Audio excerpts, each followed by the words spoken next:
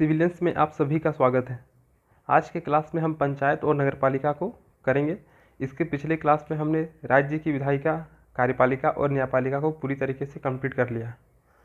अगर पंचायत और नगरपालिका का बात करें तो प्रीलिम्स में पंचायत से एक क्वेश्चन और नगरपालिका से एक क्वेश्चन आने वाले हैं। तो यानी कि यहाँ से इस टॉपिक से 2 क्वेश्चन आएंगे प्रीलिम्स में, और मेंस के सिलेबस में भी पंचायत और नगरपालिका को पढ़ना है। यानी कि प्रीलिम्स और मेंस के नज़रिए से ये काफ़ी ज़्यादा इंपॉर्टेंट हो जाता है। अगर कंप्लीट सिलेबस की बात किया जाए पॉलिटी और एडमिनिस्ट्रेशन का, तो पॉलिटी से 4 क्वेश्चन, एडमिनिस्ट्रेशन से 4 क्वेश्चन यानी कि लोक प्रशासन से, और पंचायत और नगरपालिका से 2 क्वेश्चन। तो बनते हैं हमारे 10 क्वेश्चन, जो कि पब्लिक एडमिनिस्ट्रेशन से और पॉलिटी से आने वाले हैं। तो चलिए शुरू करते हैं पंचायत और नगरपालिका को। तो पंचायत और नगरपालिका स्थानीय स्वशासन के अंतर्गत आते हैं। और स्थानीय स्वशासन मतलब क्या हो गया कि जिसमें निचले स्तर के लोगों की भागीदारी सुनिश्चित की जाती है और सत्ता का विकेंद्रीकरण किया जाता है, ताकि लोग अपनी समस्या को खुद से सॉल्व करने में सक्षम हो सकेंगे। तो इसी प्रकार से स्थानीय स्वशासन क्या हो गया, तो स्थानीय निकायों को अपना शासन प्रबंध करने का अवसर प्रदान करती है। अगर इसके क्रमिक चरण का बात किया जाए तो स्थानीय स्वशासन का जनक लॉर्ड रिपन को माना जाता है। ये फैक्ट सब याद रखना है। और 1882 में इनके द्वारा एक प्रस्ताव पेश किया गया था, जिसको स्थानीय स्वशासन का मैग्ना कार्टा कहा जाता है। फिर एक और विकेंद्रीकरण को लेकर 1907 में एक शाही आयोग का गठन किया गया था। और इस आयोग का मुख्य कार्य क्या था कि जो भी स्थानीय स्वशासन संबंधित असफलता के क्या क्या कारण रहे होंगे उस समय, उसके बारे में जानकारी निकालना कि इनकी असफलता के पीछे क्या कारण रहा। तो जैसे कि अत्यधिक सीमित मताधिकार, उस समय सभी लोगों को, जैसे अभी क्या है व्यस्क सार्वभौमिक व्यस्क मताधिकार, यानी कि बिना किसी भेदभाव के हर किसी को जो व्यस्क हैं उनको वोट देने का अधिकार है, लेकिन उस समय वैसा नहीं था। तो ऐसा करके इन्होंने बहुत सारा कारण बताया कि अत्यधिक सीमित अधिकार थे, दुर्लभ संसाधन, शिक्षा का अभाव, प्रति व्यक्तियों की कमी। तो ये सब मुख्य कारण शाही आयोग की रिपोर्ट ने पेश किया था विकेंद्रीकरण को लेकर, जो भी असफलताएं आई थी उसको लेकर। फिर 1919 के भारत शासन अधिनियम में क्या हो गया, तो इसके अनुसार स्थानीय स्वशासन एक हस्तांतरित विषय बन गया तथा एक उत्तरदायी मंत्री के अधीन किया गया।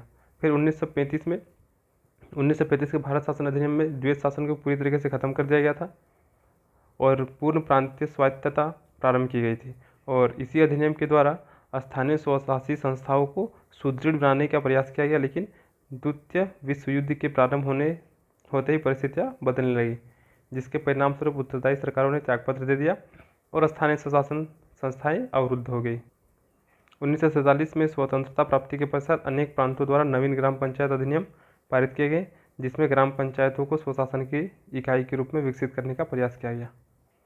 तो ये हो गया हम लोग का कि स्थानीय स्वशासन का अगर क्रमिक चरण का बात किया जाए तो लॉर्ड रिपन को स्थानीय स्वशासन का जनक कहा जाता है, जिन्होंने अपनी रिपोर्ट 1882 में पेश किए और उसे स्थानीय स्वशासन का मैग्ना कार्टा कहा जाता है। फिर 1907 में शाही आयोग का गठन किया गया, जो कि विकेंद्रीकरण को लेकर जो भी समस्याएं उत्पन्न हुई थी, उनकी असफलता को लेकर जो भी समस्या थी उनकी जांच किए। फिर 1919 में भारत शासन अधिनियम आया और 1935 में द्वैत शासन खत्म कर दिया गया और पूर्ण प्रांतीय स्वायत्तता प्रारंभ की, लेकिन सेकेंड वर्ल्ड वॉर के कारण ये सब सफल नहीं हो पाया। फाइनली आज़ादी के बाद बहुत सारे प्रांतों के द्वारा ग्राम पंचायत संबंधित अधिनियम पारित किए गए। अब पंचायती राज से संबंधित समितियाँ क्या क्या है, तो जैसे कि सबसे पहला आता है हम लोग को, इम्पोर्टेंट भी है क्या, तो बलवंत राय मेहता समिति, जो कि 1957 में गठन किया गया था।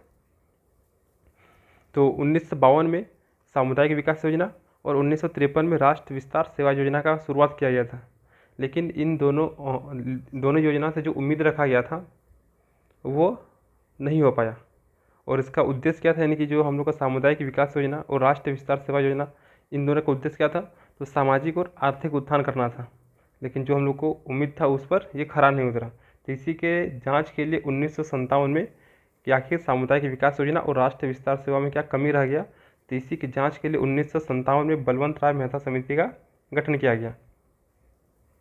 तो इन्होंने इससे संबंधित जाँच किए और इसके बाद 24 नवंबर 1957 को इन्होंने अपना रिपोर्ट राष्ट्रीय विकास परिषद को सौंपी। और इन्होंने क्या क्या संस्तुतियाँ प्रस्तुत की थी वो इस प्रकार है। तो जैसे कि बलवंत राय मेहता समिति ने बताया गया कि त्रिस्तरीय पंचायती राज व्यवस्था होना चाहिए, और जिसमें जिला स्तर पर जिला परिषद होना चाहिए, प्रखंड स्तर पर या फिर खंड स्तर पर पंचायत समिति होना चाहिए और ग्राम स्तर पर ग्राम पंचायत होना चाहिए। तो बलवंत राय मेहता समिति त्रिस्तरीय पंचायत समिति की बात करते हैं, जबकि आगे हम लोग पढ़ेंगे अशोक मेहता समिति तो द्विस्तरीय पंचायत समिति की बात करेंगे। तो बलवंत राय मेहता, इसमें 3 वर्ड आ रहा है। तो बलवंत राय मेहता समिति में त्रिस्तरीय पंचायत समिति की बात किया गया, जिसमें से क्या हो गया कि जिला स्तर पर जिला परिषद, प्रखंड स्तर पर पंचायत समिति और ग्राम स्तर पर ग्राम पंचायत होना चाहिए। फिर क्या कि इन्होंने बताया कि जो ग्राम पंचायत है,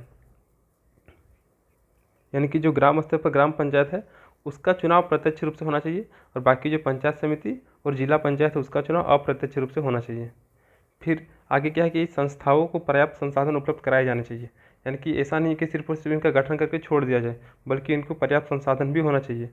और फिर क्या है कि जो भी योजना होंगे केंद्र की या फिर राज्य सरकार की जो भी योजना होंगे, उन सारी योजनाओं का क्रियान्वयन इन्हीं संस्थाओं के द्वारा, यानी कि जिला परिषद और पंचायत समिति या फिर ग्राम पंचायत के माध्यम से ही किया जाना चाहिए। फिर कि इन संस्थाओं को सत्ता का वास्तविक हस्तांतरण होना चाहिए और जिला कलेक्टर को जिला पंचायत का अध्यक्ष बनाया जाना चाहिए। तो बलवंत राय ने अपनी रिपोर्ट में ये सारी चीज़ें प्रस्तुत की कि ये सारा चीज़ होना चाहिए, तो जाके गाँवों की जनता का सहयोग प्राप्त करने में सफलता मिलेगी। तो फाइनली बलवंत राय मेहता समिति की जो भी सिफारिशें थी उनको स्वीकार कर लिया गया, और अगस्त 1958 में आंध्र प्रदेश के कुछ भाग में इसकी प्रक्रिया को प्रारंभ किया गया। यानी कि बलवंत राय ने जो भी सिफारिश की थी इन सारी चीज़ों को आंध्र प्रदेश में पहले शुरू किया गया, और इस समिति की सिफारिश को वर्ष 1958 में स्वीकार कर लिया गया, जिसके अंतर्गत पंचायती राज व्यवस्था का शुभारंभ राजस्थान के नागौर जिले से 2 अक्टूबर यानी कि गांधी जी के बर्थडे के दिन 1959 को हुआ। और तदनुसार अधिकांश राज्यों ने त्रिस्तरीय पंचायती राज संस्थाएं स्थापित की, लेकिन कुछ कुछ राज्य ऐसे हैं जहाँ पे द्विस्तरीय संस्थाएं भी स्थापित हैं। तो हम लोग को यहाँ पे याद क्या रखना है कि बलवंत राय मेहता समिति का गठन 1957 में हो गया था, और इन्होंने त्रिस्तरीय पंचायती राज का सुझाव दिए थे, जिनमें से जिला स्तर पर जिला परिषद होना चाहिए, प्रखंड स्तर पर पंचायत समिति होना चाहिए और ग्राम स्तर पर ग्राम पंचायत होना चाहिए। इनके अलावे इनके रिपोर्ट को मानते हुए सबसे पहले 1958 में राजस्थान के नागौर जिले में 2 अक्टूबर 1959 को पंचायती राज लागू हो गया, और मैक्सिमम राज्यों में त्रिस्तरीय पंचायती राज को अपनाया गया, जबकि बहुत सारे ऐसे राज्य हैं जहाँ पर द्विस्तरीय पंचायती राज है। फिर इसके बाद आते अशोक मेहता समिति। तो इस समिति का गठन 1977 में किया गया था मोरारजी देसाई की सरकार के समय, और इन्होंने द्विस्तरीय पंचायत समिति की बात की थी। तो अशोक मेहता को अगर देखा जाए तो अशोक मेहता इसमें 2 वर्ड है, तो इसमें द्विस्तरीय पंचायत की बात किया गया है, जबकि बलवंत राय मेहता इसमें 3 वर्ड है, तो त्रिस्तरीय पंचायत समिति की बात किया गया है। तो अशोक मेहता समिति का गठन 1977 में किया गया था, और जनता पार्टी की सरकार ने पंचायती राज संस्थाओं को पुनर्जीवित करने की संभावना का पता लगाना तथा उनको दृढ़ता प्रदान करने हेतु उपयुक्त सुझाव देने के लिए अशोक मेहता की अध्यक्षता में एक समिति की नियुक्ति की, और इस समिति ने 1978 में अपना रिपोर्ट पेश किए, और इन्होंने टोटल 182 संस्तुतियाँ दी, जिसमें से कुछ जो भी मुख्य है वो इस प्रकार है। तो अशोक मेहता समिति ने क्या बताया कि द्विस्तरीय पंचायती राज व्यवस्था होना चाहिए, जिसमें जिला स्तर पर जिला परिषद होना चाहिए, और जहाँ पर 15,000 से 20,000 तक की जनसंख्या वाले गांव है वहाँ पर मंडल पंचायत होना चाहिए। ये ध्यान देना है कि द्विस्तरीय पंचायत में जिला स्तर पर जिला परिषद होगा, और जहाँ पर 15,000 से 20,000 तक की जनसंख्या वाले गाँव है वहाँ पर मंडल पंचायत का गठन किया जाएगा। न्याय पंचायत एक अलग संस्था है, और जिसके अध्यक्ष एक योग्य न्यायाधीश करेंगे। फिर है क्या, पंचायती राज संस्थाओं के निर्वाचन में राजनीतिक दलों की खुली सहभागिता होगी। तो ये सारा अशोक मेहता समिति की रिपोर्ट में बताया गया है। फिर आगे क्या बताया गया है कि इन संस्थाओं के निर्वाचन की व्यवस्था मुख्य निर्वाचन आयुक्त की सलाह से राज्य का मुख्य निर्वाचन अधिकारी करेंगे। जिला स्तर पर योजना के लिए जिला परिषद को उत्तरदायी बनाया जाए, और इन संस्थाओं की राज्य निधि पर करारोपण के अधिकार प्रदान किए जाएँ तथा विकास कार्य जिला परिषद को हस्तांतरित किया जाना चाहिए। 1980 में जनता पार्टी की सरकार का कार्यकाल पूर्ण होने से पूर्व ही भंग किए जाने के कारण अशोक मेहता की संस्तुतियाँ को लागू नहीं किया जा सका। यानी कि अशोक मेहता समिति का गठन मोरारजी देसाई की सरकार के समय 1977 में बनाया गया था, लेकिन चूंकि मोरारजी देसाई की सरकार अपना कार्यकाल पूरा नहीं कर पाए, इसीलिए अशोक मेहता की जो भी रिपोर्ट थी वो रिपोर्ट कभी लागू ही नहीं हो पाई। जबकि बलवंत राय मेहता समिति की जो रिपोर्ट थी उनको स्वीकार कर लिया गया 1958 में, और 1959 में उसको लागू कर दिया गया। सबसे पहले राजस्थान के नागौर जिले से ये शुरू हो गया था। तो ये हो गया हम लोग का अशोक मेहता समिति और बलवंत राय मेहता समिति। इसके अलावा पंचायती राज से संबंधित और भी समिति का गठन किया गया था, जैसे कि जीवी के राव समिति और लक्ष्मीमल सिंघवी समिति। तो जो लक्ष्मीमल सिंघवी समिति थी, उन्होंने पंचायती राज व्यवस्था को संवैधानिक दर्जा दिया जाना चाहिए, ऐसा उन्होंने अपने रिपोर्ट में बताई थी। साथ ही साथ उन्होंने अपनी रिपोर्ट में त्रिस्तरीय पंचायत समिति का गठन किया जाना चाहिए, ऐसा भी उन्होंने कहा। तो ये सब हो गया पंचायती राज से संबंधित कुछ कुछ प्रमुख समितियाँ हो गई। इसके बाद होता है हम लोग का 73वां संविधान संशोधन 1992। तो इसमें क्या देखिए, तो वर्ष 1992 में 73वां संविधान संशोधन अधिनियम पारित किया गया और यह 24 अप्रैल 1993 से प्रभाव में आ गया। और इस अधिनियम ने भारत के संविधान में एक नया खंड 9 सम्मिलित किया गया और इसे पंचायती नाम से इस भाग में उल्लेखित किया गया। इसमें अनुच्छेद 243 से 243 ओ तक प्रावधान सम्मिलित है। यानी कि 73वां संविधान संशोधन किया गया और इसके तहत हम लोग के संविधान में एक नया भाग ऐड किया गया, भाग 9 को ऐड किया गया, जिसमें मुख्य रूप से क्या पंचायत के बारे में बताया गया। तो जो लक्ष्मीमल सिंघवी समिति थी, उन्होंने ही अपनी रिपोर्ट में पंचायती राज व्यवस्था को संवैधानिक दर्जा दिया जाने का बात कहे थे और इसके बाद 73वां संविधान संशोधन में पंचायती राज को संवैधानिक दर्जा दिया गया और फाइनली इसको भाग 9 में जगह दिया गया। तो पंचायती राज हम लोग का भाग 9 में आ जाता है। अब कि पंचायत को संवैधानिक दर्जा देने के लिए 73वां संविधान संशोधन किया गया था और इस संशोधन के बाद पंचायत को अपनाने वाला सबसे पहला राज्य कर्नाटक था। तो बलवंत राय मेहता समिति की रिपोर्ट के आधार पर पंचायती राज को लागू किया गया था, लेकिन उसको संवैधानिक मान्यता नहीं दिया गया था और वह सबसे पहले राजस्थान के नागौर में शुरू किया गया था। लेकिन संवैधानिक दर्जा मिलने के बाद पंचायती राज को सबसे पहले अपनाने वाला राज्य कौन सा था, तो वो कर्नाटक था। ये याद रखना है। अब है कि अनिवार्य कार्यों से संबंध में जो भी प्रावधान है इसमें, जैसे कि जिला, खंड और ग्राम स्तर पर त्रिस्तरीय पंचायती राज संस्थाओं का गठन किया गया। तो 73वां संविधान संशोधन के बाद त्रिस्तरीय पंचायती राज पूरे भारत में लागू हो गया और यहाँ पे जो भी सदस्य होंगे, पंचायती राज हो गया या फिर खंड स्तर पर या फिर जिला स्तर पर जो जिला परिषद होंगे, तो यहाँ पर निर्वाचित होने के लिए न्यूनतम उम्र 21 वर्ष रखी गई है। फिर जिला और खंड या फिर प्रखंड स्तरों पर सभापति का निर्वाचन परोक्ष रूप से किया जाएगा।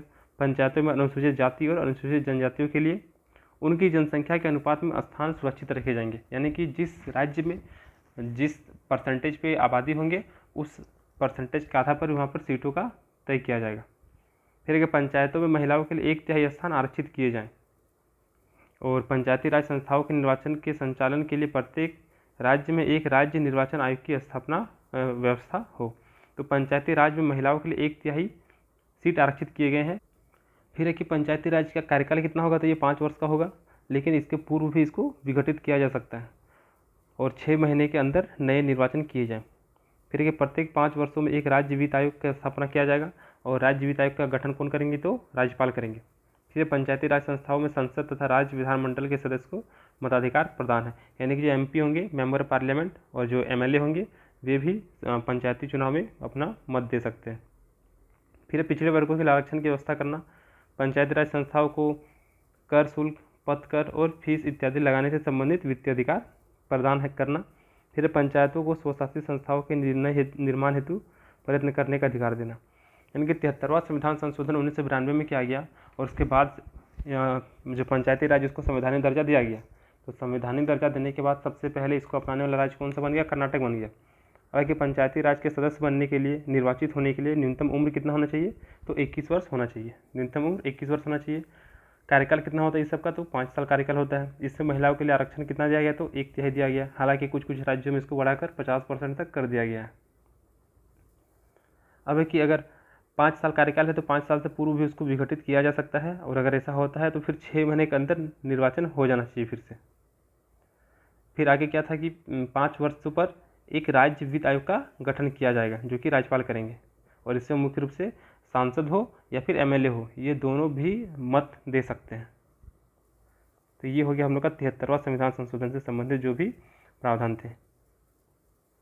अब आगे पंचायत से संबंधित अनुच्छेद, जैसे कि बात किया जाए तो अनुच्छेद यहाँ पे A से लेके अनुच्छेद 243 A से लेके O तक दिया गया है। तो पंचायती राज से संबंधित आर्टिकल 243 में दिया गया है, लेकिन इसके अंतर्गत बहुत सारे आर्टिकल्स दिए गए हैं और यहाँ से एक बार 6 JPSC में क्वेश्चन आया है। 6 JPSC में इन सारे आर्टिकल से एक बार क्वेश्चन पूछा गया है। तो हो सकता है कि आने वाला टाइम पे भी यहाँ से क्वेश्चन देखने को मिलेगा। प्लस की उम्र कितना है, कार्यकाल कितना है, ये सब भी क्वेश्चन पूछा जाता है, तो ये सब ध्यान रखना है। तो ये सब आर्टिकल्स याद हो जाएगा, इसको थोड़ा सा समझते हैं। तो जैसे कि सबसे पहला कि आर्टिकल 243 में पंचायत के बारे में बताया गया। आर्टिकल 243 से ये तो याद ही रखना है। तो आर्टिकल 243 कैसे रहेगा, तो अगर हम लोग झारखंड की तैयारी कर रहे हैं तो झारखंड में 24 ज़िला है, तो 24 जिला में क्या होता है, पंचायती राज होता है। तो अगर 24 यानी कि 24 ज़िला हो गया तो 24 आ जाएगा, और 4 से 1 कम 3, तो 243 में क्या होगा, पंचायती व्यवस्था हो जाएंगी, यानी कि इससे संबंधित परिभाषाएं हो जाएंगी। फिर आर्टिकल 243A है जिसमें ग्राम सभा के बारे में दिया गया है। तो A4 अगर हम लोग कर लेते हैं असेंबली, तो फिर असेंबली यानी कि हम लोग ग्राम सभा पहुंच जाएंगे। तो A4 हो जाएगा असेंबली यानी कि ग्राम सभा। तो आर्टिकल 243A में ग्राम सभा के बारे में बताया गया। फिर B है, तो B4 बिल्ड हो जाएगा, यानी कि निर्माण करना, गठन करना, यानी कि 243B में क्या दिया गया है, पंचायतों का गठन के बारे में बताया गया। फिर C, तो C4 क्या हो जाएगा हम लोग का, कंस्ट्रक्शन,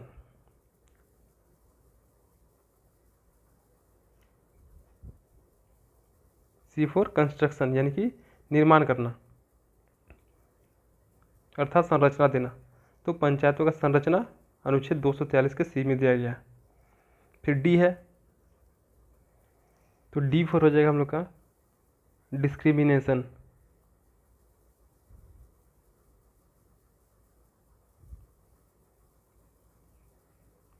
तो डिस्क्रिमिनेशन मतलब होता है भेदभाव। तो अगर स्थान में आरक्षण दिया जाए मतलब क्या हो गया, भेदभाव किया जा रहा। तो अनुच्छेद 243 के डी में स्थानों का आरक्षण के बारे में बताया गया। फिर है अनुच्छेद 243 ई, तो ई को अगर हिंदी में हम लोग लिखेंगे तो ई से हो जाएगा ईयर, यानी कि वर्ष। तो वर्ष से समझ में आएगा क्या, तो अवधि, टाइम पीरियड कितना है। तो अनुच्छेद 243 ई में पंचायती की अवधि के बारे में बताया गया। फिर अनुच्छेद 243 एफ आता है, तो एफ में क्या है, निर्हरताएँ, या फिर इसको अयोग्य भी बोल सकते हैं। तो सदस्यों के लिए अयोग्यता क्या होगी, तो F4 क्या होता है, फेल। F अगर बात किया जाए तो F4 फेल हो गए, यानी कि सदस्य होने के नाते ये सब क्या कर गए, फेल कर गए, तो ये नहीं होंगे। तो अनुच्छेद 243 F में सदस्यों के लिए निर्भरताएं बताए गए। फिर आगे है 243 जी, तो जी में क्या है, पंचायतों की शक्ति, प्राधिकार और उत्तरदायित्व। तो अगर पंचायत की शक्ति के बारे में बात कर रहा है, प्राधिकार और उत्तरदायित्व के बारे में बात कर रहा है, तो G4 होता है हम लोग का जीनियस। तो जो व्यक्ति जीनियस होगा उनके पास शक्ति भी होगी। तो अनुच्छेद 243 जी फॉर जीनियस, तो पंचायत की शक्ति के बारे में बात किया गया। फिर अनुच्छेद 243 एच में क्या है कि पंचायत द्वारा कर अधिरोपित करने की शक्तियाँ और उनकी निधियाँ। तो H4 क्या हो गया, H4 high tax, high tax यानी कि पंचायत को टैक्स के बारे में प्रावधान कहाँ पर है, तो 243 एच में दिया गया है। फिर है 243 आई, इसमें क्या, वित्त स्थिति के पुनर्विलोकन के लिए वित्त आयोग का गठन। तो वित्त आयोग के बारे में बात कर रहा है, और इसमें राज्य वित्त आयोग के बारे में बात किया गया है। तो I4 हो जाता है हम लोग का इनकम, I4 इनकम। तो इनकम यानी कि क्या, पैसा से संबंधित है, यानी कि वित्त से संबंधित है। तो वित्त आयोग के गठन के बारे में अनुच्छेद 240 आई में बताया गया। फिर जे है 243 जे, तो इसमें क्या है, पंचायत के लेखाओं की संपरीक्षा, यानी कि इनकी जांच की जाएगी। तो J4 जांच, तो अनुच्छेद 243 जे में जांच के बारे में बताया गया। फिर है अनुच्छेद 243 के, इसमें क्या गया है, पंचायतों के लिए निर्वाचन। तो यहाँ पे के से कोई भी कुछ भी फंस नहीं रहा, तो पंचायतों के लिए निर्वाचन 243 के में डायरेक्ट रट लीजिए। फिर अनुच्छेद 243 एल, इसमें क्या है, संघ राज्य क्षेत्रों को लागू होना, यानी कि पंचायती राज कहाँ कहाँ पर लागू हो रहे हैं उसके बारे में। तो संघ में भी लागू हो रहे हैं, तो L4 हो जाएगा हम लोग का, L4 हो जाएगा लागू होना। तो कहाँ पे, यूटी सब में भी पंचायत लागू होंगे। फिर अनुच्छेद 243 एम, इसमें क्या दिया गया है, तो इस भाग का कतिपय क्षेत्रों पर लागू न होना, यानी कि कुछ क्षेत्रों में पंचायती राज लागू नहीं होंगे। किस में बताया गया, अनुच्छेद 243 एम में, यानी कि लागू नहीं होगा मतलब क्या, मना किया गया। तो M4 हो जाएगा हम लोग का मना करना। तो एम में क्या बताया गया कि कुछ क्षेत्र में पंचायती राज लागू नहीं होंगे। फिर 243 एन, एन में क्या है कि विद्यमान विधियों और पंचायतों का बने रहना, यानी कि ये जो भी इसके विधि हैं पंचायत के, ये सब निरंतर बने रहेंगे। तो निरंतर बने रहेंगे, यानी अगर एक वर्ड यहाँ ऐड करते पंचायतों का निरंतर, तो एन पर हो जाएगा हम लोग का निरंतर बने रहना। तो अनुच्छेद 243 एन में जो भी पंचायत है उनका बने रहने के बारे में प्रावधान किया गया है। फिर है 243 ओ, इसमें क्या है निर्वाचन संबंधी मामलों में न्यायालय के हस्तक्षेप का वर्णन, हस्तक्षेप का वर्जन है, ठीक है, वर्जित होगा, यानी कि न्यायालय हस्तक्षेप नहीं करेंगे। तो 243 ओ, यानी कि इसमें हो जाएगा हम लोग ओ फॉर ऑब्जेक्शन, यानी कि न्यायालय कोई भी ऑब्जेक्शन नहीं डालेंगे पंचायती राज से संबंधित मामले में, निर्वाचन संबंधी मामले में। तो इस प्रकार से जो भी पंचायती राज से संबंधित आर्टिकल्स हैं ये याद हो सकते हैं। तो इसको एक बार हम लोग फिर से देख लेते हैं। सबसे पहला कि पंचायती राज का परिभाषा कहाँ पे दिया गया, आर्टिकल 243 में दिया गया। तो झारखंड 24 जिला और 24 जिले में पंचायती राज व्यवस्था लागू है, तो 24 और 3, तो 243 में परिभाषा दिया गया है। फिर अनुच्छेद 243 ए फॉर असेंबली, असेंबली मतलब क्या, ग्राम सभा हो गया, तो ए में ग्राम सभा के बारे में बताया गया। फिर 243 बी फॉर हो गया बिल्ड, बिल्ड मतलब गठन हो गया, तो पंचायत का गठन के बारे में 243 बी में बताया गया।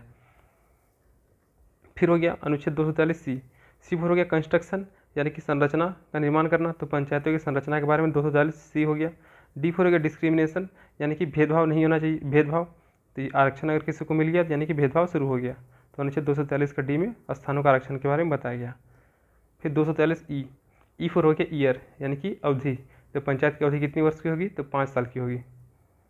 और स्थानों का आरक्षण कितना है, तो महिलाओं के लिए 1/3 आरक्षण का बात किया गया है, हालांकि कुछ कुछ राज्यों में 50% का भी आरक्षण किया गया है महिलाओं के लिए। फिर एफ और क्या हो गया, निर्हरताएँ या फिर अयोग्य, तो पंचायती राज के सदस्य जो अयोग्य होंगे उनके बारे में 243 एफ में बताया गया, यानी कि फेल हो जाएंगे, एफ फॉर फेल। फिर जी है, जी फॉर क्या हो गया, जीनियस, तो जीनियस जो होंगे उनके पास शक्ति भी होगी और उत्तरदायित्व भी होंगे उनके पास। तो अनुच्छेद 243 के जी में पंचायतों की शक्ति, प्राधिकार और उत्तरदायित्व के बारे में बताया गया।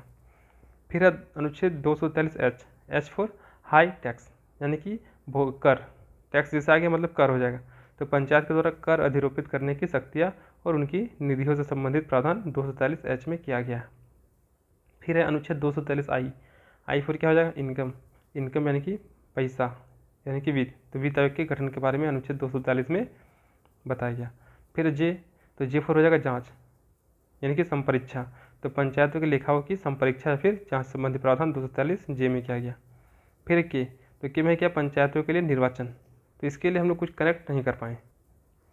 फिर आगे है अनुच्छेद 243 एल फॉर क्या हो जाएगा, लागू होना, तो वो जो पंचायती राज है वो कहाँ पे होंगे, यूटी में भी लागू हो जाएंगे, संघ राज्य क्षेत्रों में भी लागू होंगे। एम पर हो गया हम लोग का मना करना, यानी कि कौन कौन से क्षेत्र में पंचायती राज लागू नहीं होंगे, इसके बारे में भी प्रावधान किया गया।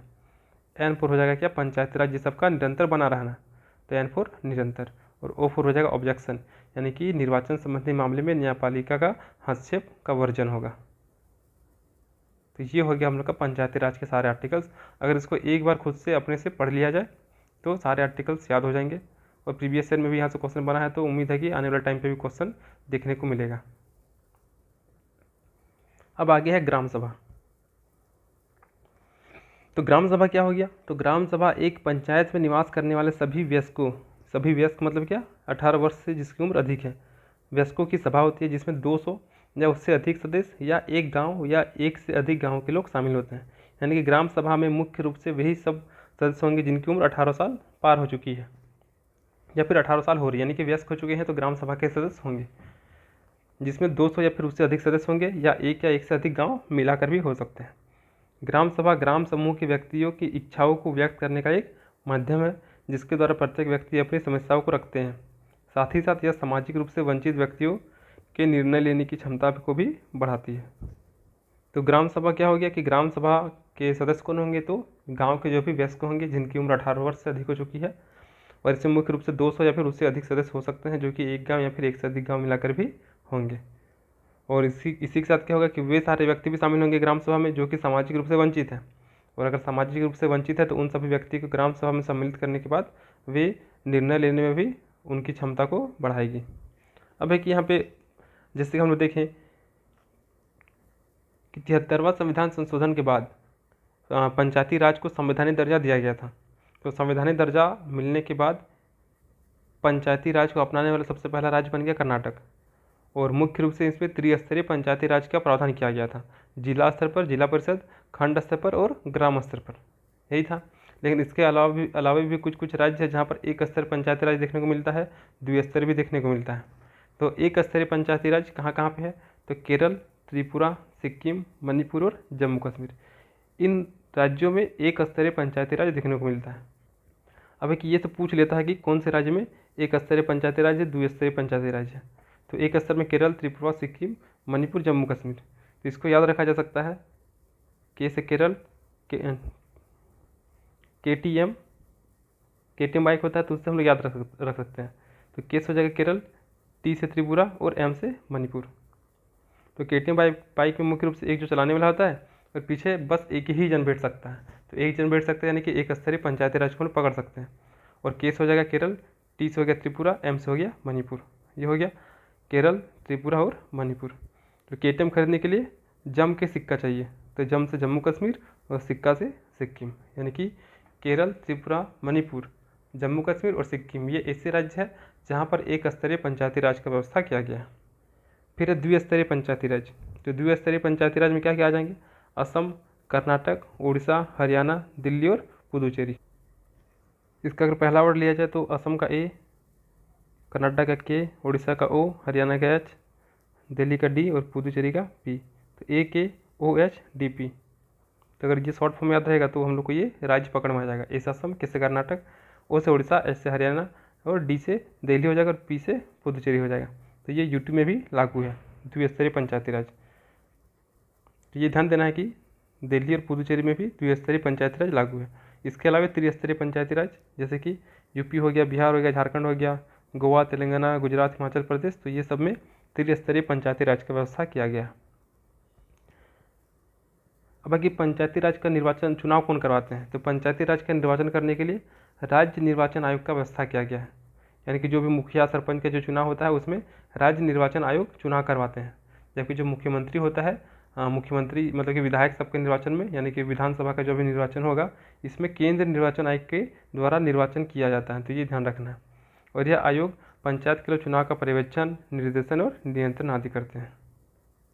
फिर कि पंचायत के वित्तीय स्थिति की जांच करने के लिए राज्यपाल प्रत्येक 5 वर्ष पर राज्य वित्त आयोग का गठन करती है। ये भी प्रीवियस ईयर क्वेश्चन है, प्लस जो उम्र वाला 21 साल ये वाला ये भी आ चुका है क्वेश्चन, और दिल्ली वाला भी क्वेश्चन पूछा गया है। तो यहाँ यही सबसे क्वेश्चन आपको देखने को मिलेगा। तो अगर इसी को सही से पढ़ लिया जाएगा तो क्वेश्चन पक्का यहीं से भिड़ जाएगा। तो पंचायती राज के लिए वित्त स्थिति की जांच करने के लिए राज्यपाल जो है वो 5 वर्ष की अवधि पर राज्य वित्त आयोग का गठन करते हैं। यही क्वेश्चन पूछा गया था, कौन करता है? राज्यपाल, राष्ट्रपति, उपराष्ट्रपति, ऐसा करके ऑप्शन दिया गया था। फिर एक 73वां संविधान संशोधन द्वारा 11वीं अनुसूची में पंचायत को जोड़ा गया तथा पंचायत को 29 विषय दिए गए। तो हम लोग को ध्यान क्या रखना है कि आर्टिकल 243 में पंचायत की परिभाषा के बारे में दिया गया। आर्टिकल्स को जो भी अभी कनेक्शन बताएं उसके जरिए याद रखा जा सकता है, तो उसको 1 से 2 बार खुद से पढ़िएगा तो याद हो जाएगा।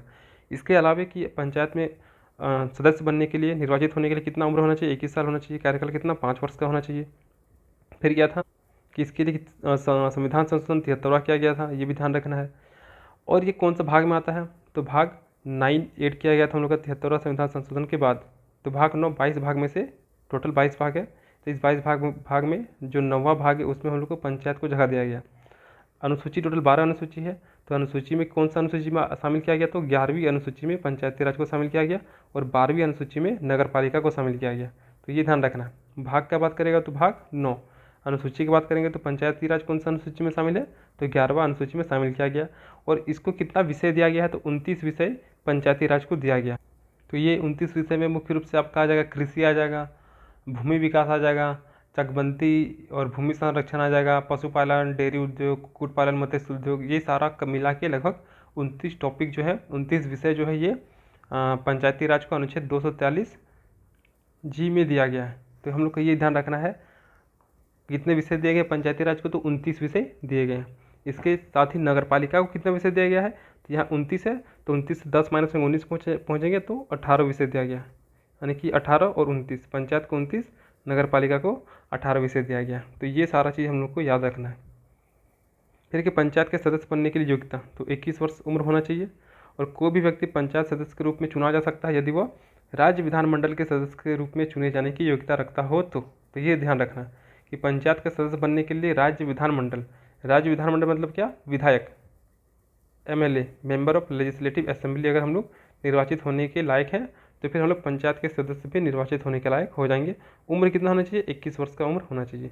लेकिन इसके साथ ही हम लोग देखें तो लोकसभा का सदस्य होने के लिए 25 साल होना चाहिए, राज्यसभा का सदस्य होने के लिए 30 साल होना चाहिए, राष्ट्रपति या उपराष्ट्रपति होने के लिए 35 साल होना चाहिए। लेकिन पंचायत का सदस्य होने के लिए 21 वर्ष का प्रावधान किया गया है। वोटिंग सब में सेम है, 18 वर्ष जिसका हो चुका है वो वोटिंग कर सकते हैं। तो ये हो गया। अब है कि ग्राम पंचायत प्रमुख को पदच्युत करना, यानी कि उनको अगर पद से हटाना है तो कैसे हो सकता है। तो ग्राम पंचायत के प्रमुख को उसका कार्यकाल पूर्व होने से पूर्व पद से हटाया जा सकता है। और कार्यकाल कितना होता है, 5 वर्ष का होता है, लेकिन 5 वर्ष से पहले भी उनको उनके पद से हटाया जा सकता है। लेकिन ऐसा करने के लिए अविश्वास प्रस्ताव को ग्राम सभा के आधे सदस्यों द्वारा तथा पद से हटाने संबंधी कारणों का उल्लेख सहित आवेदन पत्र को पंचायत अधिकारी के समक्ष प्रस्तुत करना होगा। तो ग्राम सभा के सदस्य कौन होंगे, जो भी 18 साल से अधिक हो चुके हैं वे सभी ग्राम सभा के सदस्य होंगे। तो ग्राम सभा के आधे सदस्यों द्वारा और किस वजह से उनको हटाया जा रहा है, ये सारे कारणों का उल्लेख होना चाहिए और अविश्वास प्रस्ताव में उनका साइन दस्तखत होना चाहिए। तो वह आवेदन जो है वे पंचायत अधिकारी को प्रस्तुत करेंगे, उनको देंगे। ये जो पंचायत अधिकारी ये गवर्नमेंट जॉब वाले होते हैं और इस संबंध में सूचना प्राप्त होते ही जिला पंचायत अधिकारी 30 दिनों के अंदर ग्राम सभा की बैठक बुलाने की घोषणा करते हैं, जिसकी अग्रिम सूचना कम से कम 15 दिन पहले दी जाती है। यानी कि 30 दिन के अंदर बैठक होगा सूचना मिलने के बाद, और बैठक होगा इसकी सूचना 15 दिन पहले दे दी जाएगी। यदि पद से हटाने संबंधी प्रस्ताव को बैठक में उपस्थित और मत देने वाले सदस्यों द्वारा 2/3 बहुमत से पारित कर दिया जाए तो ग्राम पंचायत प्रमुख को पद से हटना पड़ता है। और यदि यह प्रस्ताव गणपूर्ति के अभाव में पारित नहीं हो पाता है तो 1 वर्ष की अवधि तक प्रस्ताव पुनः नहीं लाया जा सकता। और गणपूर्ति कितना पंचायत में 1/20, यानी कि टोटल सदस्य का 1/20 सदस्य अगर उपलब्ध नहीं है तो ऐसी स्थिति में फिर से वहाँ पे सभा नहीं होगा और जो ग्राम पंचायत के प्रमुख है वे अपने पद पर बने रहेंगे। लेकिन फिर से 1 साल तक, ऐसा नहीं है कि आज बैठक नहीं हो फिर से हम 1 महीने बाद अविश्वास प्रस्ताव ले आएँ, ऐसा नहीं होगा। 1 साल तक हम लोग उनके खिलाफ अविश्वास प्रस्ताव नहीं ला सकते हैं। और यदि वर्तमान पंचायत का कार्यकाल 1 वर्ष रह गया है तो उस स्थिति में भी अविश्वास प्रस्ताव नहीं लाया जाएगा। तो इसके बाद फिर से समझते हैं। तो ग्राम पंचायत के प्रमुख को पद से कैसे हटाया जाएगा, तो अगर उनका कार्यकाल 5 वर्ष है तो 5 वर्ष के बाद वो स्वतः हट जाएंगे, अन्यथा 5 वर्ष के पहले भी उनको पद से हटाया जा सकता है। लेकिन ऐसा करने से पहले हम लोग को अविश्वास प्रस्ताव लाना होगा और उस अविश्वास प्रस्ताव में ग्राम सभा के आधे सदस्यों का सहमति होना चाहिए, प्लस उनको क्यों हटाया जा रहा है उससे संबंधित सारे कारणों का उल्लेख होना चाहिए और वह आवेदन पत्र पंचायत अधिकारी के समक्ष प्रस्तुत किया जाएगा। अब क्या होगा, पंचायत अधिकारी को जैसे ये सूचना मिलेगा कि इनको हटाना है तो वे 30 दिन के अंदर ग्राम सभा की बैठक सुनिश्चित करेंगे। और 30 दिन के अंदर ग्राम सभा की बैठक होने से पहले 15 दिन पहले सभी को सूचित किया जाएगा। बैठक कब होगा, जब कोरम पूरा होगा, गणपूर्ति पूरा होगा। गणपूर्ति कितना 1/20 होना चाहिए, यानी टोटल सदस्यों का 1/20 सदस्य अगर उपलब्ध है तो फिर कार्रवाई किया जाएगा। लेकिन अगर उपलब्ध नहीं है तो फिर वो कार्रवाई नहीं किया जाएगा। तो मान लीजिए कि अगर उपलब्ध है तो ऐसी स्थिति में अगर 2/3 सदस्य अपना बहुमत दे देते हैं तो ऐसी स्थिति में जो ग्राम पंचायत के प्रमुख है उनको उनके पद से हटाया जाएगा। लेकिन अगर कोरम पूरा नहीं हुआ है, गणपूर्ति पूरी नहीं हुई है, तो ऐसी स्थिति में बैठक नहीं हो पाएगा और फिर से हम लोग प्रमुख के खिलाफ 1 वर्ष तक अविश्वास प्रस्ताव नहीं ला सकते हैं। अब मान लीजिए कि इनका कार्यकाल 5 वर्ष का और 4 वर्ष का कार्यकाल हो चुका है तो लास्ट के 1 वर्ष के अंतर्गत भी हम लोग इनके लिए अविश्वास प्रस्ताव नहीं ला सकते हैं। और फाइनली अगर 2/3 बहुमत हो जाता है तो ग्राम पंचायत को उनके पद से हटाया जाएगा। तो इस प्रकार से प्रमुख को उनके पद से हटाया जा सकता है। पंचायत का कार्यकाल का देख ले तो 5 वर्ष का कार्यकाल होता है, इसके पूर्व उनको हटाया जा सकता है, प्रक्रिया देख लें। किंतु निर्वाचन 6 महीने के अंदर ही किया जाना चाहिए। ये भी याद रखना है कि इनको पद से मान लीजिए हटा दें, हटाने के 6 महीने के भीतर फिर से निर्वाचन हो जाना चाहिए। और पंचायत का कार्यकाल समाप्त होने से पूर्व नवीन पंचायत का निर्वाचन होना आवश्यक है। फिर ग्राम पंचायत का कार्य क्या हो गया, तो 29 विषय दिए गए हैं, जैसे कि सड़क हो गया, नाली, स्कूल भवन, पानी के स्रोत, अन्य सार्वजनिक उपयोग के भवनों का निर्माण करना और उनके रख रखाव संबंधी कार्य की देखरेख करना, स्थानीय कर लगाना और करों को संग्रहित करना, गाँव के लोगों हेतु रोजगार संबंधी सरकारी योजनाओं को लागू करना। तो ये हो गया पंचायत के जितने भी प्रावधान थे वो। तो इसको अगर कर लेता तो प्रीलिम्स का एक क्वेश्चन डन हो जाएगा, क्योंकि क्वेश्चन यहीं से आने वाले हैं प्रीलिम्स में कन्फर्म ये वाला। तो एक क्वेश्चन ईजिली हम लोग उठा सकते हैं पंचायती राज से, और नगर पालिका से भी। नगर पालिका में बहुत कम है, तो वहाँ से भी एक क्वेश्चन आएगा।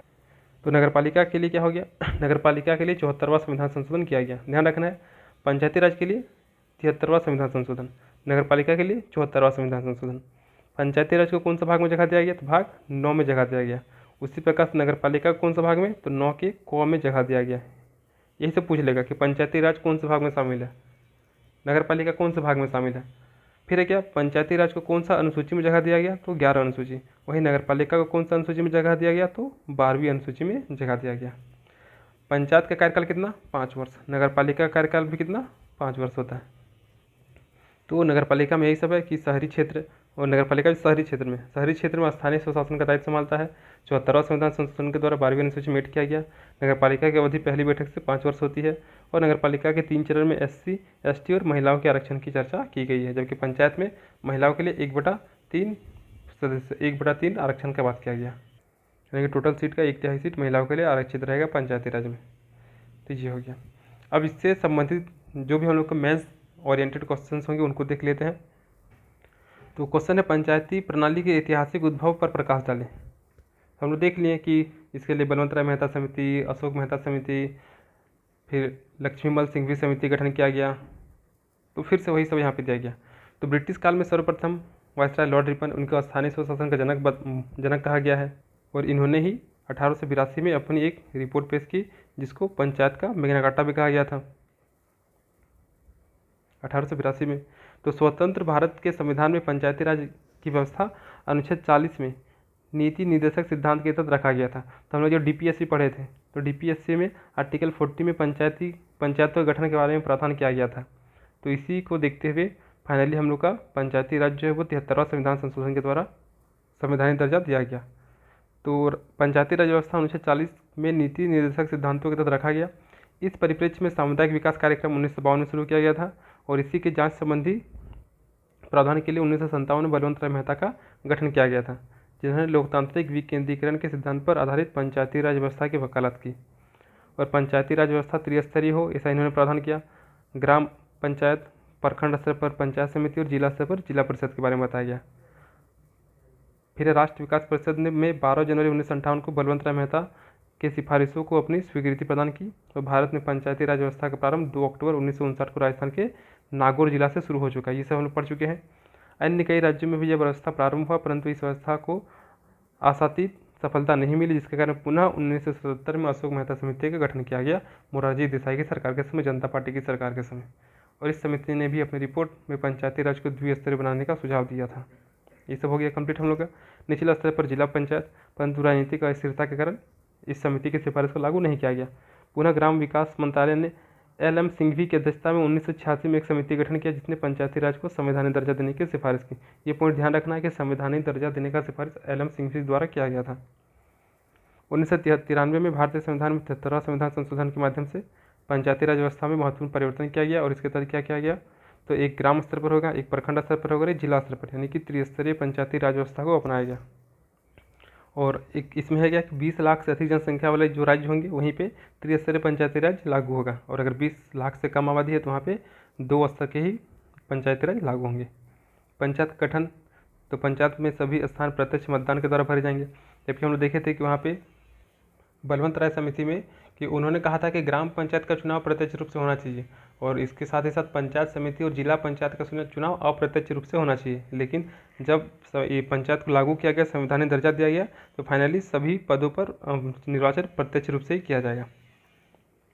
फिर कि एक पंचायती क्षेत्र में मतदाता सूची में दर्ज ग्राम सभा के सदस्य होते हैं जो मतदान में भाग लेते हैं, उनकी उम्र 18 वर्ष से अधिक होनी चाहिए। और पंचायत का एक अध्यक्ष होता है, जिसका चुनाव राज्य द्वारा पारित विधि के अनुसार होता है। आरक्षण की बात किया जाए तो 243 घ, यानी कि अगर ABCD के फॉर्म में देखें तो ये 243D बन जाएगा। D फॉर डिस्क्रिमिनेशन, तो डिस्क्रिमिनेशन यानी कि भेदभाव नहीं होना चाहिए, लेकिन आरक्षण दिए तो भेदभाव शुरू हो गया। तो 243 घ के अनुसार अनुसूचित जातियों एवं जनजातियों का आरक्षण उनकी जनसंख्या के अनुपात में होगा। पंचायत में वर्तमान समय में 50% स्थान महिलाओं के लिए आरक्षित होंगे और राज्य विधि द्वारा पिछड़े वर्गों के पक्ष में पंचायतों में स्थानों या पदों पर आरक्षण किया जा सकता है। कार्यकाल की बात किया जाए तो 5 वर्ष का कार्यकाल होता है, लेकिन उससे पहले उसको विघटन किया जा सकता है और विघटन के 6 महीने के अंदर फिर से चुनाव हो जाना चाहिए। योग्यता क्या होना चाहिए? तो विधानमंडल के सदस्य होने की योग्यता रखने वाले सदस्य पंचायत के भी सदस्य बन सकते हैं। शक्ति और उत्तरदायित्व, तो पंचायत के लिए बहुत सारे उत्तरदायित्व हैं, जैसे कि आर्थिक विकास एवं सामाजिक विकास की योजनाओं का निर्माण करना, नवनिर्मित योजनाओं का क्रियान्वयन करना और 11वीं अनुसूची में जो भी विषय दिए गए 29 विषय उन पर कार्य करना। फिर कि पंचायत की वित्तीय शक्ति, राज्य विधि द्वारा पंचायत को कर शुल्क, पथ कर वसूलने और उनको एकत्रित करने का अधिकार देते हैं। इनके अलावा राज्य द्वारा एकत्रित किए कर एवं शुल्क से पंचायत को धन दे सकता है और राज्य के संचित निधि से पंचायत को अनुदान दिया जा सकता है। वित्त आयोग राज्य सरकार के 73वें संविधान संशोधन के लागू होने के 1 वर्ष के अंदर व तत्पश्चात प्रत्येक 5 वर्ष के बाद पंचायत की वित्तीय समीक्षा के लिए वित्त आयोग की स्थापना करेगी और वित्त आयोग निम्नलिखित विषयों पर सिफारिश कर सकती है। सब हम लोग देख चुके हैं ये सब, मतलब कि इस वित्त आयोग किसकी समीक्षा करेंगी? तो ऐसे कर, शुल्कों, पथ करों को दर्शाना जो पंचायत को प्रदान किए जा सकते हैं, पंचायत के लिए जो भी अनुदान होंगे, पंचायत में वित्तीय स्थिति सुधार लाने के लिए जो भी उपाय बतलाया गया। निर्वाचन, तो संविधान के अनुच्छेद 240 में पंचायत के चुनाव के लिए राज्य निर्वाचन आयोग के गठन का प्रावधान है। तो ये सब चीज़ हम लोग देख चुके हैं पहले ही, तो फिर से उसी को एक बार लिख दिया गया, आप लोग पढ़ लीजिएगा। अब आगे है ग्रामीण विकास में पंचायती राज की भूमिका या फिर पंचायती राज व्यवस्था से बदलाव। तो ग्रामीण विकास के लिए पंचायती राज को महत्वपूर्ण भूमिका दी गई है। 73वां संविधान संशोधन के द्वारा यह व्यवस्था किया गया और पंचायत अपने क्षेत्र में आर्थिक विकास, सामाजिक कल्याण योजना स्वयं बनाएंगी और उसे लागू भी करेगी। और इसमें कृषि, लघु उद्योग, प्राथमिक और माध्यमिक शिक्षा, स्वास्थ्य, भूमि सुधार, जो भी उनके विषय थे 29 विषय, उनके बारे में यहाँ पे दिया गया। फिर क्या है कि जो नई पंचायती राज व्यवस्था होंगी उनको पिछले दशकों में काफ़ी सफलता मिली है। इसमें ग्रामीण स्तर पर राजनीति की प्रक्रिया शुरू की गई है और इस वजह से ग्रामीण क्षेत्र में पहले की बजाय ज़्यादा राजनीतिक सक्रियता बढ़ी है। गुप्त मतदान, वयस्क मताधिकार और राजनीतिक दलगत विधि के कारण यहाँ ग्रामीण में नई चेतना आई है और यही कारण है कि विधानसभा एवं लोकसभा के चुनाव में ग्रामीणों ने बढ़ चढ़कर भाग लेना शुरू कर दिया। तभी देख भी रहे हैं कि हम लोग मुखिया, सरपंच, ये सब लोकल व्यक्ति ज़्यादा खड़े होने में दिलचस्पी दिखा रहे हैं। फिर एक पंचायती राज संस्थाओं के कारण ग्रामीण शिक्षा का विस्तार एवं स्वास्थ्य सुविधाओं को बढ़ोतरी हुई है और यही कारण है कि साक्षरता का 74% होना और संक्रामक रोग का भी पहले की तुलना में सुधार हुआ है। नई पंचायती राज प्रणाली को सर्वाधिक उल्लेखनीय पहलू यह है कि राजनीतिक सत्ता एवं प्रक्रिया में महिलाओं की भागीदारी भी बढ़ी है और इसी कारण महिलाओं के सामाजिक स्थिति में सुधार भी हुआ है और महिलाओं पर होने वाले अत्याचारों में भी कमी आई है। कहीं कहीं पर देखा जाता है क्या कि चुनाव में सिर्फ और सिर्फ महिला ही खड़ी होंगी ताकि महिला की भागीदारी को बढ़ाया जा सके, लेकिन ये सब तो पॉजिटिव हो गया कि नए नए लोग एक्टिव हो रहे हैं पंचायत में, काफ़ी ज़्यादा सुधार हो रहा है, शिक्षा में सुधार हो रहा है। लेकिन इसके साथ ही कुछ कुछ कमी भी है, जैसे कि प्रशासन के अन्य स्तर की तरह पंचायत स्तर पर भी भ्रष्टाचार शुरू हो गया है। मुखिया एक बार जीत गए तो फिर उनका कार्य कब होता है, कब करते हैं वे अपना कार्य, कुछ पता ही नहीं चलता। गाँव में कोई डेवलपमेंट होता ही नहीं है। गाँव में अभी भी व्यापक निरक्षरता है जिसका लाभ गाँव के दबंग लोग उठाते हैं। महिलाओं के आरक्षण का दुरुपयोग किया जा रहा है। महिला के नाम पे भले ही मुखिया महिला बन रही है लेकिन सारा कार्य उनके पति ही कर रहे हैं, ये भी देखा गया है। तो महिला केवल रबर स्टाम्प की तरह कार्य कर रही है। अशिक्षित पंचायत कर्मी है, तो स्पष्ट है कि ग्रामीण विकास में महत्वपूर्ण भूमिका तो निभा रहे हैं और निभाने के भी पंचायती राज प्रणाली की कुछ कमियां हैं, इन्हें शीघ्र ही दूर करना होगा। यानी कि वर्तमान में पंचायत में बहुत सारे नए नए लोग, युवा, ये सारे एक्टिव हो रहे हैं, लेकिन कुछ पॉजिटिव है तो कुछ नेगेटिव भी है। तो जो भी नेगेटिव हो उसको जल्द से जल्द ठीक करना चाहिए। अब फिर से कि ग्राम पंचायत के गठन, कार्य और समिति की भूमिकाओं पर प्रकाश डालें। तो ये हम लोग कंप्लीट पढ़ चुके हैं ये सारी चीज़, एक बार आप लोग फिर से पढ़ लीजिएगा। यहाँ पे कि ग्राम पंचायत की 2 माह में एक बैठक होना आवश्यक है और बैठक की सूचना कम से कम 5 दिन पूर्व सदस्यों को दिया जाना चाहिए।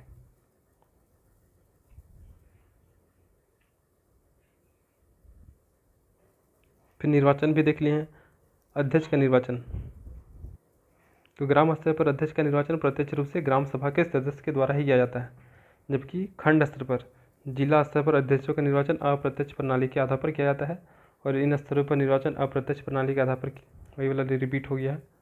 इन स्तरों पर निर्वाचन सदस्य अपने में से अध्यक्ष का निर्वाचन कर सकते हैं। ग्राम पंचायत के सदस्य द्वारा अपने में से एक उप प्रधान का निर्वाचन किया जाता है। यदि उप प्रधान का निर्वाचन नहीं किया जा सका हो तो नियत अधिकारी किसी सदस्य को उप प्रधान नामित कर सकता है। फिर है कि ग्राम प्रधान की पदमुक्ति, तो इसको भी कंप्लीट हम लोग देख चुके हैं, एक बार पढ़ लीजिएगा। अब एक ग्राम पंचायत की जो भी समितियाँ हैं, जिसमें नियोजन एवं विकास समिति, तो इसका सभापति प्रधान होता है, जबकि 6 अन्य सदस्य अनुसूचित जाति यानी कि SC ST, महिला और पिछड़े वर्ग का एक सदस्य अनिवार्य होते हैं। और ग्राम पंचायत की योजना का निर्माण करना, कृषि, पशुपालन और गरीबी उन्मूलन कार्यक्रमों का संचालन करना प्रमुख कार्य हो गया। फिर निर्माण कार्य समिति, तो इसमें सभापति जो होते हैं वही ग्राम पंचायत द्वारा नामित सदस्य होते हैं, जबकि इसमें भी 6 अन्य सदस्य होते हैं, जो कि वही ST SC, महिला और OBC में से एक सदस्य हो जाएंगे। और इनका कार्य समस्त निर्माण कार्य करना तथा गुणवत्ता सुनिश्चित करना होता है। शिक्षा समिति अलग हो गया, तो इसमें भी जो सभापति होते हैं वे उप प्रधान होते हैं, जबकि 6 अन्य सदस्य होते हैं, जिसमें आरक्षण की उपयुक्त प्रणाली भी लागू की गई है। फिर प्रशासनिक समिति, जो सभापति प्रधान होते हैं इसमें और 6 अन्य सदस्य होते हैं। फिर है स्वास्थ्य एवं कल्याण समिति, तो इसमें भी सभापति ग्राम पंचायत के द्वारा नामित किया जाता है और इसके 6 सदस्य होते हैं, जिसमें आरक्षण के नियमों का अनुपालन किया जाता है। जल प्रबंधन समिति, तो सभापति ग्राम पंचायत द्वारा नामित किया जाता है और 6 अन्य सदस्य, जो कि जिसमें फिर से आरक्षण लागू होंगे। और इसके कार्य में शामिल है प्रत्येक राज्य की नलकूप में कमांडर एरिया में से उपभोक्ता सहयोजित राजकीय नलकूपों का संचालन, पेयजल संबंधित कार्यक्रम, यानी कि जल प्रबंधन है तो जल से संबंधित, स्वास्थ्य कल्याण स्वास्थ्य से संबंधित, प्रशासनिक समिति प्रशासन से संबंधित, शिक्षा समिति शिक्षा से संबंधित। तो ये सारा चीज़ पंचायतों की जो समिति है उसके बारे में दिया गया है। तो पंचायत का गठन कार्य जो भी है वो कंप्लीट हो गया। अब आता है ग्राम सभा। तो ग्राम सभा का गठन और कार्य क्या है, तो इनके बारे में भी संविधान में प्रावधान किया गया है। तो भारतीय संविधान के अनुच्छेद 243 के अनुसार ग्राम सभा ग्रामीण स्तर पर विधि द्वारा प्रदत्त उन सभी कार्यों को करेगा जो कि राज्य स्तर पर राज्य विधानसभा करता है, यानी कि राज्य स्तर पर राज्य विधानसभा जो करते हैं वही ग्राम स्तर पर ग्राम सभा करेंगे। तो 24-25 जुलाई 2004 को पंचायती राज पर प्रथम गोलमेज सम्मेलन के दौरान यह अनुशंसा की गई थी कि राज्य सरकार गाँवों में ग्रामीण स्तर से नीचे ऐसे सभाओं के गठन पर विचार करें जिससे कि प्रत्येक वार्ड का प्रत्येक वयस्क मतदाता उसमें प्रतिनिधित्व हो सके। साथ ही महिला सभा, ग्राम सभा, वार्ड सभा का भी पाक्षिक बैठक की संभावना खोजें। और इस संदर्भ में 2 अक्टूबर 2009 को राज्य और केंद्र शासित प्रदेशों के लिए 2 सर्कुलर जारी किए गए और इनका संबंध वित्तीय वर्ष 2009-10 को ग्राम सभा वर्ष के रूप में मानना तथा ग्राम सभा के प्रभावी संचालन से था।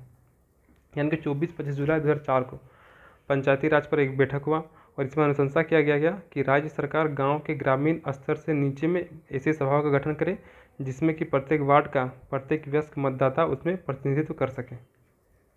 तो फाइनली इसको 2 अक्टूबर 2009 को राज्य और केंद्र शासित प्रदेशों के लिए जारी किया गया था। अब अगर किसी ग्राम की निर्वाचक नामावली में जो नाम दर्ज होता है उन व्यक्तियों को सामूहिक रूप से ग्राम सभा कहा जाता है। और मुख्य रूप से निर्वाचक नामावली में कौन शामिल होंगे, जिनका उम्र 18 वर्ष हो गया, यानी कि ग्राम सभा में वही सारे व्यक्ति आएंगे जिनका उम्र 18 वर्ष से अधिक हो चुका है। तो ग्राम सभा 200 या फिर उससे अधिक की जनसंख्या का होना आवश्यक है और ये एक या एक से अधिक गाँव मिलाकर भी निर्मित हो सकता है। ग्राम सभा की बैठक वर्ष में 2 बार होना आवश्यक है। पंचायत का बैठक भी वर्ष में 2 बार होना आवश्यक है। पंचायत का बैठक 2 माह में 1 बार होना आवश्यक है और ग्राम सभा का बैठक वर्ष में 2 बार होना आवश्यक है, यानी कि 1 साल में 2 बार। और इसके बारे में जो भी सदस्य होंगे उनको 15 दिन पहले सूचना देना अनिवार्य हो जाता है। ग्राम सभा की बैठक को बुलाने का अधिकार ग्राम प्रधान को है और ग्राम सभा का बैठक के लिए टोटल सदस्य का 5वां भाग उपस्थित होना अनिवार्य है। अगर 5वां भाग उपस्थित नहीं है तो ऐसी स्थिति में ग्राम सभा की बैठक नहीं होगी। ग्राम प्रधान, सरपंच या फिर मुखिया, तो प्रत्येक ग्राम सभा का एक अध्यक्ष का प्रावधान है जो ग्राम प्रधान, सरपंच या फिर मुखिया कहलाते हैं। तो अलग अलग राज्य में अलग अलग जगह में ग्राम प्रधान, सरपंच और मुखिया है। तथा कुछ अन्य सदस्य होंगे। ग्राम सभा में 1000 की आबादी में 1 ग्राम पंचायत सदस्य होंगे और उसी में 10 वार्ड सदस्य होंगे। 2000 की आबादी तक 11 सदस्य, 3000 की आबादी तक 15 सदस्य होंगे। और वर्तमान में स्थिति यह है कि जिस राज्य या फिर केंद्र शासित प्रदेश में संविधान का भाग 9 लागू है वहाँ नियमित आधार पर पंचायत चुनाव हो रहे हैं, जिनमें झारखंड एक अपवाद है।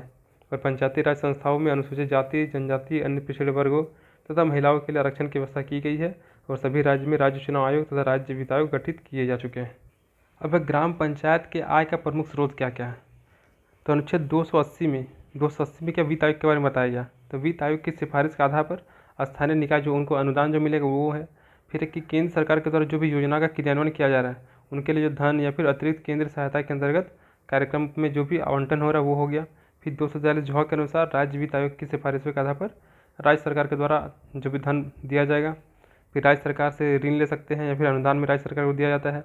फिर आंतरिक संसाधन सृजन, तो इन सभी के माध्यम से ग्राम पंचायतों को आय प्राप्त होती है। फिर एक राज्य सरकारों के लिए अनिवार्य किया गया है कि वे पंचायतों को कर व गैर कर राजस्व वसूली के लिए सक्षम बनाने हेतु कानून बनाएं ताकि उन्हें प्रभावी ढंग से प्रभावी संस्था बनाया जा सके।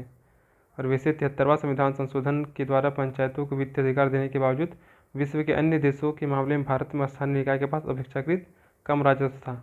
और एक आंकड़े के अनुसार 2001 में यूएसए के कुल राजस्व का 15% था, वहीं भारत में समतुल्य आंकड़ा का केवल 3% ही था।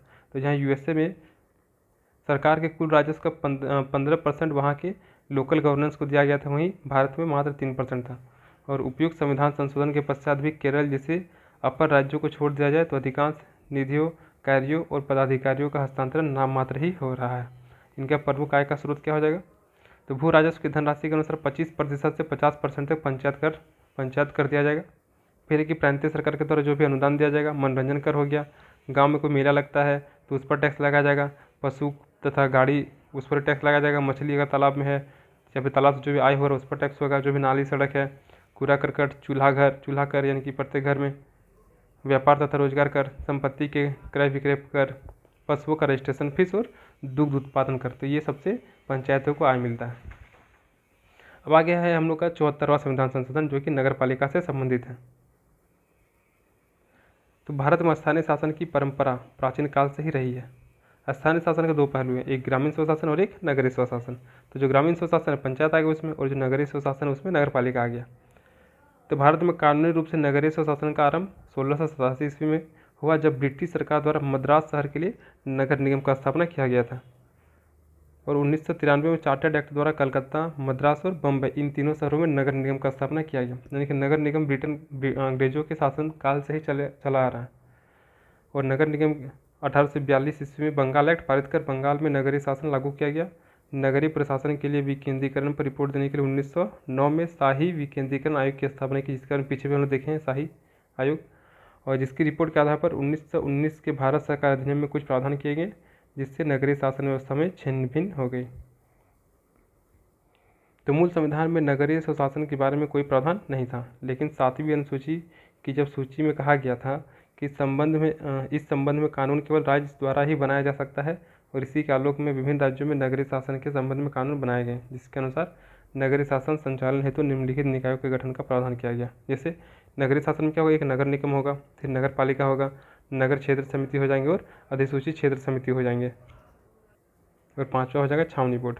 तो ये सब हम लोग का नगर पालिका में आ जाता है। नगर निगम मतलब ये सब नगरीय शासन के संचालन के लिए जो भी निकाय का गठन किया गया, तो उसमें नगर निगम, नगर पालिका, नगर क्षेत्र समिति, अनुसूचित क्षेत्र समिति और छावनी परिषद आ जाते हैं।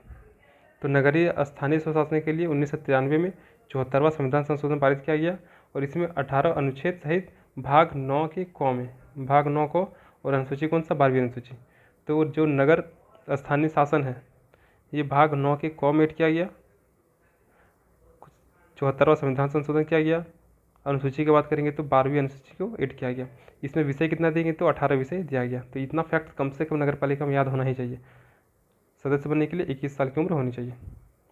तो प्रत्येक राज्य में 3 प्रकार के नगर निकायों का स्थापना हुआ। नगर निगम जो कि बड़े शहर के लिए होगा, नगर पालिका जो कि छोटे शहरों के लिए होगा, और नगर पंचायत क्या हो गया, जो कि संक्रमणशील क्षेत्र यानी कि जो ग्रामीण क्षेत्र भी है और शहरी क्षेत्र भी है, यानी कि ग्रामीण क्षेत्र से शहरी क्षेत्र की ओर अग्रसर हो रहे, तो वहाँ पर नगर पंचायत होगा।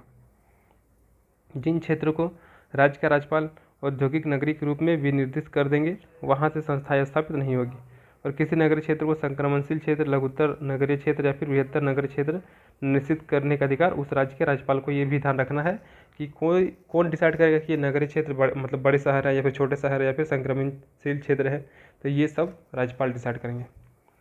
3 लाख या अधिक जनसंख्या वाली नगर पालिका के क्षेत्र में 1 या अधिक वार्ड समिति का गठन होगा। प्रत्येक प्रकार के नगर निकाय में अनुसूचित जाति जनजाति के लिए उनकी जनसंख्या के अनुपात में सीटों का आरक्षण किया जाएगा। पंचायत में भी था। महिलाओं के लिए 30% सीट का आरक्षण किया गया, जबकि बहुत सारे राज्यों में 50% तक का आरक्षण दिया गया। फिर एक नगरीय संस्थाओं का कार्यकाल कितना, 5 वर्ष का होगा, ये भी याद रखना ही है।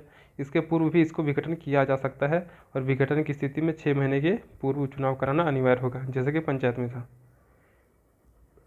फिर नगरीय संस्थाओं की शक्तियाँ और उनके उत्तरदायित्व का निर्धारण राज्य विधानमंडल कानून बनाकर करेंगे। राज्य विधानमंडल निम्नलिखित विषयों के संबंध में उत्तरदायित्व एवं शक्ति सौंप सकता है। नगर में रहने वाले लोगों की सामाजिक व्यय एवं आर्थिक विकास की योजना तैयार करने के लिए तथा ऐसे कार्यों को करने तथा उसकी योजनाओं का क्रियान्वयन करने के लिए जो उन्हें सौंपा गया। यानी कि कुल मिला के नगरीय संस्थाओं के लिए जो शक्ति होगी, जो भी कार्य होगी, इनका निर्धारण कौन करेंगे? तो राज्य के विधानमंडल कानून बनाकर करेंगे। इसके अलावा 12वीं अनुसूची में 18 विषय शामिल किया गया है और ये 18 विषय यहाँ पे दिया गया, एक बार पढ़ लीजिएगा आप लोग, जिसमें भूमि उपयोग का विनियमन हो गया, या फिर पर्यावरण का संरक्षण हो गया, पारिस्थितिकी पहलू हो गया, समाज के कमजोर वर्गों का संरक्षण हो गया। छठा है, राज्य विधानमंडल कानून बनाकर उन विषयों को विहित कर सकती है जिन पर नगर निगम कर लगा सकता है। और नगरीय निकायों की वित्तीय स्थिति के पुनरावलोकन हेतु वित्त आयोग का गठन किया जाएगा, जो करों, शुल्कों, पथ करों, फीसों के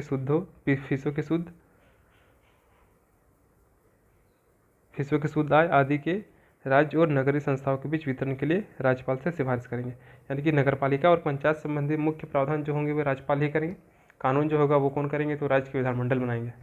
तो ये हम लोग का नगरपालिका और पंचायत से संबंधित जो भी आर्टिकल्स थे या फिर जो भी इंपॉर्टेंट फैक्ट्स थे और पॉसिबल क्वेश्चन थे वो सारा हो गया। तो ये सारा क्वेश्चन आप लोग खुद से एक आध बार पढ़िएगा तो ईजिली समझ में आ जाएगा। पीडीएफ के लिए आप लोग को कोई भी इंक्वायरी करनी है तो आप इस नंबर पर कॉन्टैक्ट कर सकते हैं। पीडीएफ संबंधी और क्लास से संबंधित सारी जानकारी इसी में दिया जाएगा। और 2 क्लास में हम लोग जेपीएससी जो पेपर 4 है, पेपर 4 का मेंस का सिलेबस में जो भी मेंशन है उसको 2 क्लास में हम लोग ख़त्म कर देंगे। यानी कि 2 क्लास में जेपीएससी मेंस पेपर 4 ख़त्म हो जाएगा। उसके बाद और 1 क्लास होगा, 1 से 2 क्लास, जिसमें बाकी जो भी बचा हुआ है जो कि प्रीलिम्स के बेसिस पे रहेगा, तो उन चीज़ों को भी ख़त्म कर दिया जाएगा। यानी कि यहाँ से और 3 से 4 क्लास में पॉलिटी, प्रीलिम्स और मेंस के लिए पूरी तरीके से ख़त्म हो जाएगा। तो मिलते हैं अगली वीडियो के साथ, तब तक के लिए धन्यवाद।